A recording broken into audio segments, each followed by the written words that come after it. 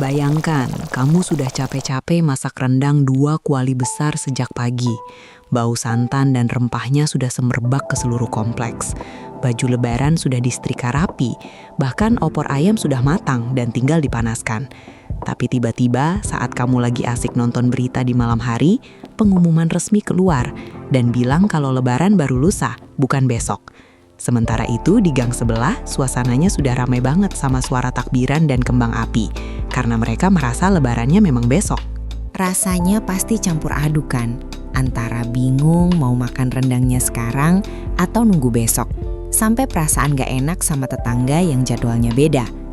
Nah, situasi membingungkan ini diprediksi bakal punya potensi besar terjadi di tahun 2026 nanti. Kok bisa sih? Padahal zaman sudah canggih, teknologi sudah sampai ke Mars, tapi urusan menentukan hari libur nasional paling penting di Indonesia saja kok rasanya masih sering jadi perdebatan yang bikin pusing. Apa yang salah sama kalender kita? Atau jangan-jangan bulan di langit sana memang lagi hobi main petak umpet sama kita? Mari kita bedah pelan-pelan, tanpa perlu jadi profesor astronomi dulu. Masalah beda hari lebaran ini sebenarnya bukan hal baru di Indonesia. Tapi untuk tahun 2026, posisinya memang sangat nanggung secara perhitungan sains. Kamu harus tahu kalau Indonesia itu menggunakan 2 metode besar yang sering banget bikin hasilnya beda di garis finish. Ada yang pakai hitungan matematika murni yang namanya hisab, dan ada yang harus melihat bukti fisik pakai mata atau teropong yang namanya ruqyat. Bayangkan saja, seperti kamu mau janjian sama teman. Teman yang satu tipe hisab bakal bilang, kalau menurut perhitungan kecepatan motorku dan jarak rumah kita, aku bakal sampai jam 5 sore pas, nggak perlu dicek lagi. Tapi temen yang tipe ruqyat bakal bilang, gak bisa gitu dong, aku baru percaya kamu sampai kalau aku sudah lihat batang hidung kamu di depan pagar rumah. Nah, di tahun 2026 nanti, posisi bulan itu ibarat teman kamu yang lagi macet di lampu merah. Bagi si ahli matematika, dia sudah masuk area komplek. Tapi bagi si pengamat mata, dia belum kelihatan karena tertutup pohon atau cahaya lampu jalan. Kita perlu mundur sedikit ke belakang untuk memahami kenapa sih kita nggak pakai kalender matahari saja, seperti kalender Masehi yang biasa kita pakai buat kerja atau sekolah. Kalender Masehi itu patokannya bumi mengelilingi matahari, yang 1 tahunnya ada 365 hari. Tapi kalender Hijriyah patokannya adalah bulan mengelilingi bumi. Masalahnya, bulan itu nggak muter dalam waktu yang genap. 1 bulan di kalender Hijriyah itu nggak ada yang 31 hari, cuma ada 29 atau 30 hari. Kenapa? Karena waktu yang dibutuhkan bulan buat kembali ke posisi semula itu sekitar 29,5 hari. Nah, setengah hari ini yang bikin pusing. Kita nggak mungkin kan merayakan lebaran di jam 12 siang pas tengah hari? Makanya harus dibulatkan ke bawah, jadi 29 hari atau ke atas jadi 30 hari. Keputusan pembulatan inilah yang ditentukan lewat pengamatan hilal atau bulan sabit yang sangat tipis. Masalahnya, hilal itu bukan bulan purnama yang gede dan terang benderang. Hilal itu adalah bulan sabit yang sangat tipis, bahkan lebih tipis dari sehelai rambut kalau dilihat dari jarak jauh. Dan dia munculnya cuma sebentar banget setelah matahari terbenam. Bayangkan, kamu disuruh mencari 1 helai benang putih di atas tumpukan kain putih saat lampu mulai redup. Susah banget kan? Nah, di tahun 2026 nanti, posisi bulan sabit ini diprediksi berada di ketinggian yang sangat rendah. Di Indonesia ada aturan baru yang namanya kriteria Mabims. Aturan ini bilang kalau bulan itu baru dianggap sah sebagai tanda masuk bulan baru kalau tingginya minimal 3 derajat dan sudut elongasinya 6,4 derajat.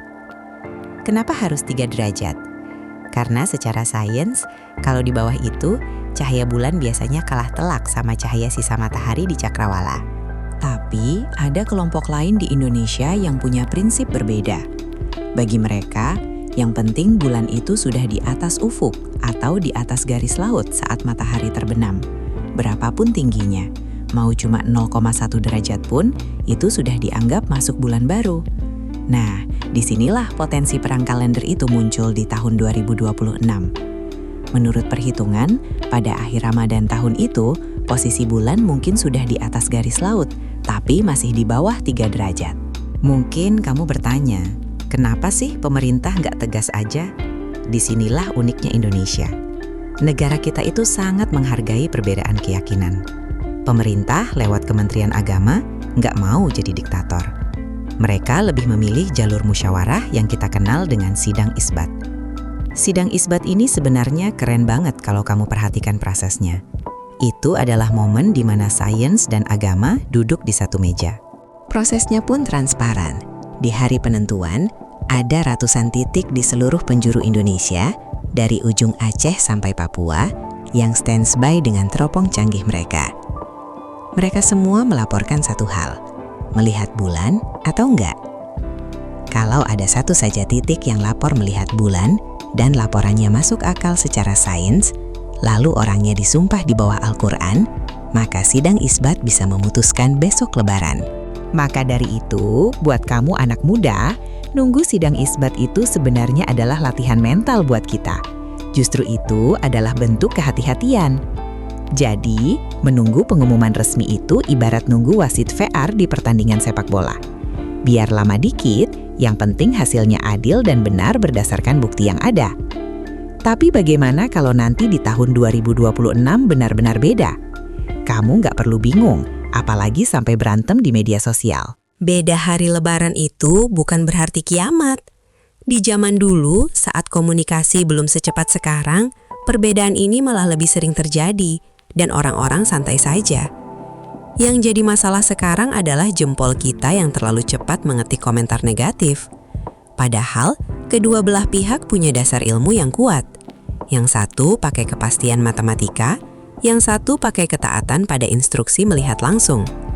Dua-duanya benar dalam koridor ilmunya masing-masing. Intinya adalah toleransi. Jangan sampai karena beda hari Lebaran, silaturahmi yang harusnya jadi poin utama malah rusak. Mari kita buktikan kalau kita bisa menghadapi potensi perbedaan ini dengan senyuman. Toh, rendang dan opornya nggak bakal lari kemana kan? Sampai ketemu di hari Lebaran 2026. Mau itu hari apapun, yang penting kita rayakan dengan hati yang bersih dan penuh sukacita.